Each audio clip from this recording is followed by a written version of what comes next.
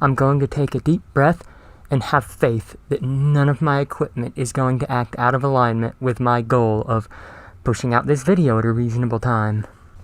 Oh my god, get this cord out of here. Okay. So, faith and discernment both are concepts that get thrown around a lot. I think of them as kind of balancing each other in a way. To have faith is a very receptive state, and to have discernment is a much more active, much more critical state. And both are important. Let's do what I like to do and lube up this discussion with some definitions. This is from Merriam-Webster.com. I like them because their definitions aren't necessarily quite as religiously charged from a very specifically Christian perspective, because while it is very big in the Christian faith, faith is not a strictly Christian concept. To have faith essentially is to believe something with strong conviction, especially without needing hard, concrete proof for it. This is most commonly seen as faith in God or gods. I'm going to tell you right now, gods, angels, spirit guides, ancestors, these things are all nice, but the only thing you truly need to have faith in is yourself. You need to believe in your capabilities. You need to believe in your worthiness. And I know that is a hard and bumpy road. And when it comes right down to it, everything in spirituality, if it's practiced from a healthy perspective, is simply a tool and a vehicle to help you get to a state of having faith in yourself, in your competence, in your worthiness, in your ability. Usually we hear faith in the context of faith in a higher power. This can be an amazing tool for helping you hold on through hard times and surmount impossible obstacles, but it is also the greatest spiritual psychosis machine ever generated by mankind. Now, having weird beliefs in spiritual, occult, metaphysical stuff in and of itself is not mental illness. It's not mental illness until it crosses over to a point where it is actively damaging you or someone else, which many times these religious leaders and religious philosophies push people down a path to a point where it becomes destructive. Faith in higher powers definitely has helped me, especially through some of the hardest moments of my entire life. I'm going to put a timestamp here in the description that you can click on, because this is a trigger warning. I'm going to be discussing sewer slide and self-flarm. God, I hate algorithm speak. But it's gonna hurt me if I actually say the words. I was once a college student. I was forced to drop out when I developed chronic pain in both of my wrists, as well as just horrible, debilitating chronic laryngitis, which, by the way, I still suffer to, albeit to a much more limited extent. Meaning my throat was just sore all the time, to the point that it was really hard for me to even speak and communicate with people. And combined with my wrist problems, I couldn't type, I couldn't write, I couldn't do all that stuff. I had to drop out of college, and subsequently I fell into a deep, deep isolation. And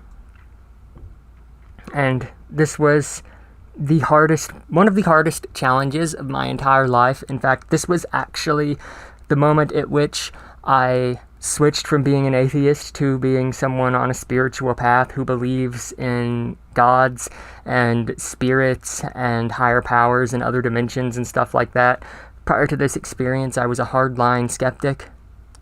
But through much of this, I really, really struggled with both inflicting physical damage upon my own body and with thinking about going down the toilet, riding the sewer slide, as they would say, flushing myself down the toilet, and just, putting this whole life in the sewer. And I really do think it's only because of my faith, the faith I developed in higher powers, that I was able to resist those impulses and make it to where I am today. So I will never, ever be against the idea of faith in and of itself, but I do think it's used by bad actors to exploit people in ways that are really messed up and dangerous. And I think that's something you need to be aware of and you need to watch out for, because it is certainly something that has happened to me. Like that time I almost joined a cult. And I say that and I giggle about it, but it's really, it's actually pretty serious. Don't be so blindly faithful that you almost join a cult. Never do that. It doesn't matter how bad your mental health is. You need a little discernment there. We also, in spiritual circles, we have a concept called synchronicity, which is essentially the universe's favorite way to communicate with us and send signs. You'll see certain numbers, elements, objects, names even, show up repeatedly in serendipitous ways, and this is great. You should always have an eye out for synchronicities, but this can also be a trap, because the human brain is hardwired to be the ultimate pattern recognition machine. In fact, it'll even see patterns where there aren't patterns, and that's why we have things like seeing faces in electrical outlets and other things. So not every pattern you think you notice is a synchronicity, and that's where discernment comes in. And discernment is what I'm going to talk about next. I have also taken this definition of discernment from Merriam-Webster.com. They say it is the ability to comprehend what is obscure. I think a really important part of this is having the ability to judge what is right versus wrong, what is true versus baloney, what is valid versus invalid. And honestly, I think that this is the make or break skill that will determine whether you succeed or fail on a spiritual path in a lot, if not most cases. You need to be able to discern when things are not right, when you're being sold snake oil. Because if you can't, then you're going to end up in some really dark places. The right-hand path is booby-trapped. The left-hand path is booby-trapped. And navigating that is just a part of the game when it comes to the occult. It's okay, even if this veers into skeptic territory. My spiritual path originated within the New Age movement, and over there they tend to have very negative perceptions of skepticism. Like, you have to believe in the universe. You have to believe in manifestation. You can't have any doubt or skepticism about what you're doing, and I don't really think that's true. I think you don't want to let it cross over into the territory of cynicism, where you're just intentionally going out of your way to look for proof that everything is wrong and trying to tear it all down. That's not going to get you results, but it's good to have some skepticism. Don't ever believe what others are telling you with no grain of salt, especially if those others are in some kind of elevated position of power or influence. Everyone has an agenda. Don't believe the hype, man. Absolutely everyone has an agenda, whether their agenda is positive or negative in the grand scheme of your existence, and you need to be able to discern what that agenda is. And I'm going to be honest, I think you especially need to be skeptical of hard and fast rules about what you can and can't do that were written by people who lived thousands of years ago and with absolutely no remote consciousness of what the modern world would come to be like. I'm not a big fan of religion. And you know what? I'm just gonna say it. I'm not a big fan of the government either. Another story. Hang on, my dog is being a butt. I need to go let her out. Alpie! Oh. You gonna come up here, Alpie? Come on, Alps. Come on. This is my dog, Alpine. Hi, Alpie. Hi, Alp. Yes, you're very cute. Hello.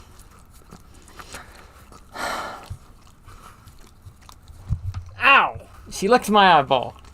Okay, Alfie. You're going back down. But anyways, I have another story. Everyone's just interrupting me. How rude. I'm sorry, I come back in. Yeah, do you have anything to say for yourself? I come back in. Yeah, my girlfriend had to come back in. Anyways. I'm still rolling, right? I don't think I've actually met anyone else who shares this. This is a very unique condition of my upbringing. Is I was actually born to and raised by atheist parents, or really mostly atheist parent. And that's kind of the worldview that I was brought up and programmed with. There was no belief in the supernatural, the paranormal, or anything beyond the physical realm. I feel I was kind of trained to see any of that kind of stuff as ridiculous, or at least I took it that way. I don't know that it was intended that way. And so I never would let myself really dive into that territory, even though I have such a soul-aching yearning toward it that I feel the need to dive into and to explore. It's something that I was just cut off from until I had my incident in college where I became disabled and had to drop out. And in the beginning, my atheist upbringing made it rather difficult because I went beyond discernment and even beyond skepticism into cynical territory, since it's the way I was raised to be very cynical of anything faith or supernatural based, which honestly I don't really think is necessarily a bad thing. It definitely put the brakes on for me, which when you're first getting into this stuff, I think it's actually good to go slow. So it was actually kind of a blessing, because while clearly it didn't work completely, because I did almost join a cult at one point, it did help me avoid at least some of those initial pitfalls, along with the initial pushback I got from my family when I started doing this stuff, because you believe in God. And funnily enough, I had a rebellious Christian phase, but that is entirely a story for another day. And clearly, I'm no longer an atheist. That's no longer the particular worldview I subscribe to. I still retain a lot of those atheist characteristics in that I have very strong discernment, and I'm very strongly skeptical of any sort of religious leaders and institutions. I have faith, but I don't have blind faith. They need to prove themselves to me. Like, if a belief system or an institution or a god wants my faith, they need to prove that they're going to be a healthy influence in my life, or they can just get out the door. To me, faith has to be a two-way street, and that's where discernment comes in. I think that's about it for this video. I hope you enjoyed it. Please like and subscribe, and leave me a comment sharing what you think. Especially leave me a comment if you disagree, and dislike the video. That's cool. Yeah. Leave me a hate comment and dislike the video.